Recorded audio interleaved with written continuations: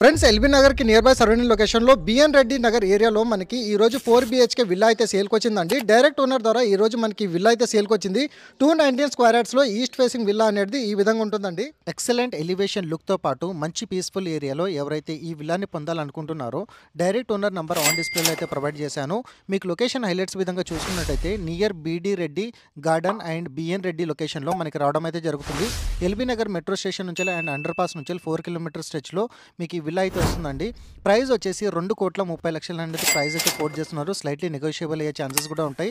Fully furnished with cupboards and modular kitchen 4 BHK home థియేటర్తో పాటు మీ బార్ కౌంటర్ రావడం అయితే జరుగుతుంది.